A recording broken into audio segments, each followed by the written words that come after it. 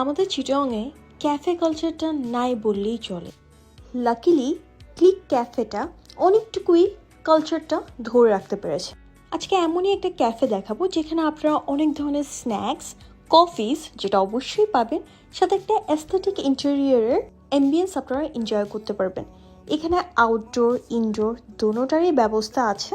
আপনারা যারা আউটডোরে বসে ভাইবটি এনজয় করতে চান তারা এখানে বসতে পারেন, আবার ভিতরেও সুন্দর বসার জায়গা আছে। ওদের মেনুতে না আজে বাজে আইটেমস দিয়ে ভরা না, খুব অল্প আইটেমস দিয়ে সুন্দর একটা মেনু।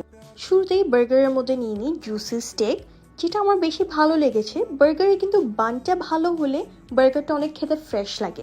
আপনারা দেখেই বুঝতে পারছেন এটা বৃহৎ বান। যতদূর আমার লেগেছে বানটি ইনহাউস বানানো। গ্লেজটা দেখেই খুব ভালো লাগছিল এবং ফিলিংটা অনেক সাফিসিয়েন্ট ছিল। Just look at the amount of cheese, খুব চিজি ছিল এবং সসের পরিমাণটাও ভালো ছিল। অত বেশি ওভারলোডেড সস ছিল না, যেটা আমার ভালো লেগেছে। নেক্সট ওদের একটা গ্রিল চিকেন স্যান্ডউইচ নিই। এখানে 2 পিস স্যান্ডউইচ দিবে, সস দিবে এবং ফ্রেঞ্চ ফ্রাইস দিবে সাথে। ফিলিংটা সাফিসিয়েন্ট অ্যামাউন্টের, পারফেক্টলি টোস্টেড, ভালো একটা ফ্লেভারফুল ফিলিংয়ের একটা স্যান্ডউইচ। আমার পেঁয়াজ পছন্দ না দেখে পেঁয়াজের যে টুইস্টটা ওইটা আমার ভালো লাগেনি, কিন্তু যাদের পেঁয়াজ পছন্দ তারা কিন্তু এই স্যান্ডউইচটা অনেক এনজয় করবে। নেক্সট স্যালাডের মধ্যে নিয়েছিলাম হানি গ্লেজ চিকেন স্যালাড। হানি গ্লেজ যেহেতু বলা হচ্ছে, অবভিয়াসলি একটু সুইটনেসটা এক্সপেক্ট করা যায়। I am not a big fan of salad, but it seems like a decent salad to me.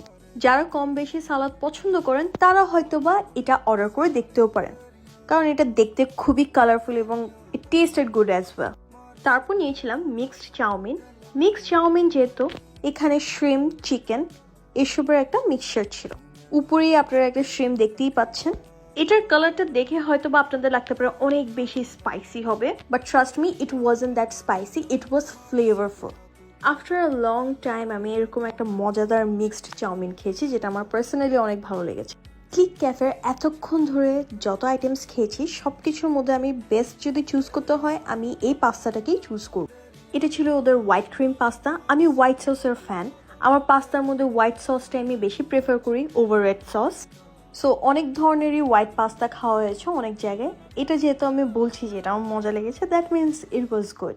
Like আমি যেরকম ক্রিমি একটা পাস্তা পছন্দ করি, সসি এবং good amount of chicken as well, perfectly boil. কিছু কিছু পাস্তা কিন্তু শক্ত থেকে যায়, যেটা একদমই ভালো লাগে না। এটা একদম পারফেক্টলি বয়েল ছিল, ওইটার কারণে বেশি ভালো লেগেছে। লাস্টলি ওদের একটা নাচোস ট্রাই করেছিলাম।